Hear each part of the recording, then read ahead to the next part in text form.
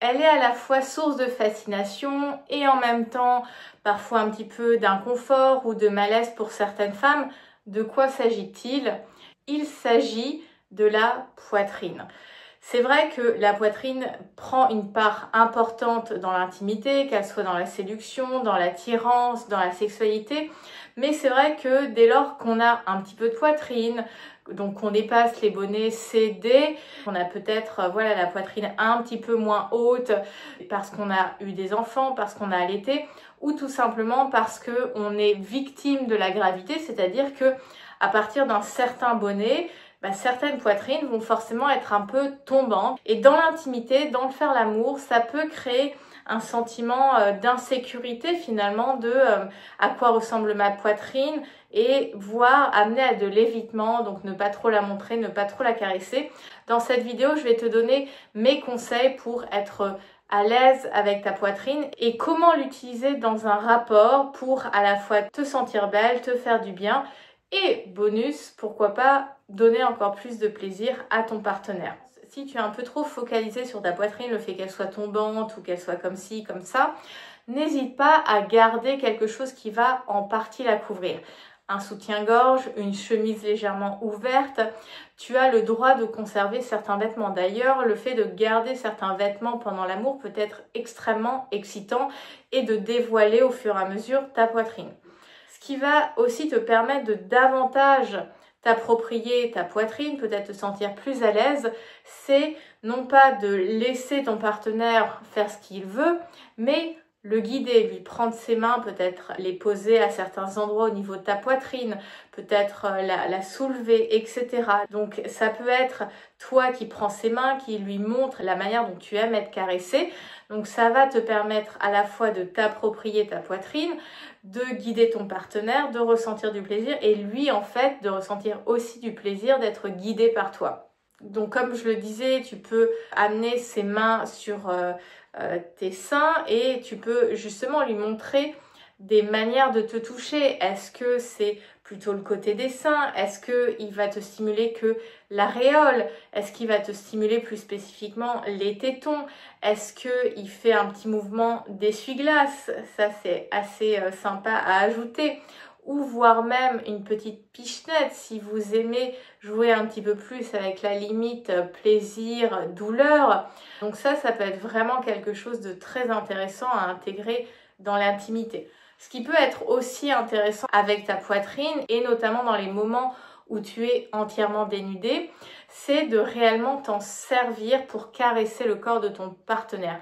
Alors c'est davantage pratique si tu utilises une huile pour le corps pour que ça glisse tout simplement un peu mieux dans le pot à pot. Tu peux la tenir ou pas, mais l'amener vers son visage, faire en sorte qu'il l'embrasse, lui faire respirer finalement ta poitrine, lui caresser le visage du bout des seins, j'ai envie de dire, puis descendre finalement sur le reste de son corps.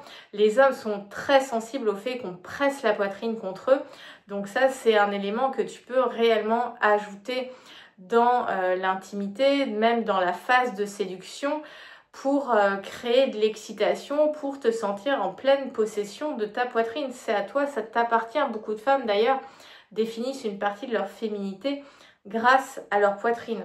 Donc tu peux vraiment utiliser ta poitrine pour le caresser donc sur son corps, sur son visage, sur son torse, sur son sexe, sur ses jambes, et ne pas oublier le côté face justement parce qu'on a tendance à stimuler le devant du corps, le côté pile, mais le côté face, on a tendance à l'oublier, alors que se presser contre le dos de ton partenaire, en même temps l'embrasser dans la nuque, lui mordiller l'oreille, presser ta poitrine contre son dos, tout ça va être extrêmement agréable déjà pour toi, mais aussi pour lui. Alors, on y pense beaucoup moins pour la poitrine, mais tu peux aussi utiliser un sextoy.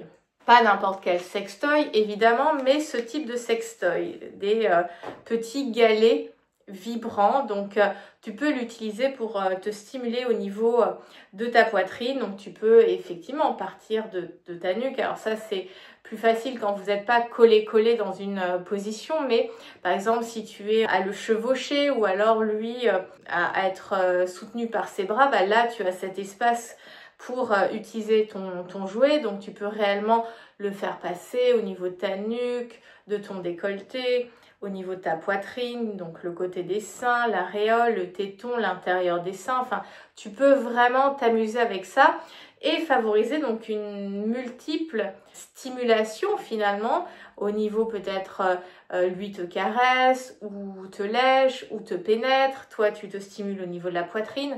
Donc finalement ça vient aussi décupler ton plaisir et ça te rend aussi plus active dans ce moment-là. Après, là, c'est pas forcément la période idéale pour le faire, mais quand il commence à faire un petit peu chaud, jouer avec les températures. C'est-à-dire que tu pourrais avoir un petit bol de glaçons à côté du lit ou tout simplement faire une pause de 10 secondes pour aller chercher un glaçon et tout simplement te stimuler au niveau de la poitrine avec ces glaçons. Ça, c'est un move qui peut rendre assez dingue ton partenaire, mais aussi toi dans les sensations que tu vas ressentir. Ce que tu peux aussi faire, donc dans toujours cette idée d'autostimulation, il y a certaines femmes qui arrivent à lécher leur poitrine et c'est quelque chose qui peut être très satisfaisant pour elles et en même temps très satisfaisant pour leur partenaire.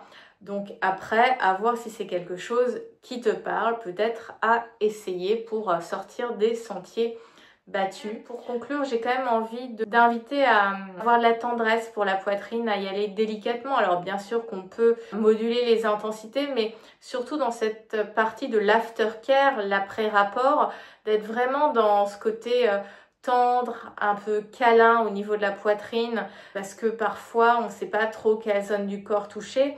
Et je pense qu'on peut avoir ce côté un peu enveloppant au niveau de la poitrine, au niveau de ce côté enveloppant, ce côté rassurant, amener même ton partenaire à t'enlacer à ce niveau-là pour créer un contact, pour nourrir votre complicité, pour prolonger finalement le moment que vous venez de partager ensemble.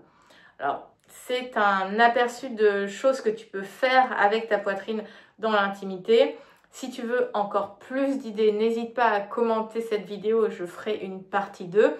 Si toi tu as des tips ou des choses que tu aimes faire avec ta poitrine dans l'intimité, l'espace des commentaires est pour toi. Et peut-être que tu regardes cette vidéo parce que tu as envie d'apprendre plus, de te sentir plus active dans l'intimité, mais tu ne sais pas trop encore comment utiliser ton corps, etc. J'ai la meilleure opportunité pour toi. Ce dimanche 2 mars, j'organise un atelier sensualité et féminité à Paris pour développer de la confiance et notamment explorer l'art de l'effeuillage. Je remets les infos dans la description de cette vidéo. C'est le dimanche 2 mars de 15h à 17h en région parisienne, tout proche de la Porte Maillot.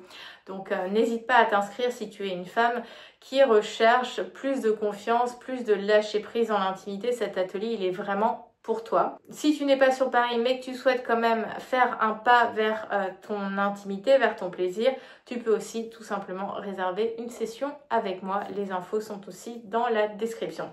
Sur ces bonnes paroles, je te souhaite une très belle journée, prends soin de toi et à bientôt. Bye!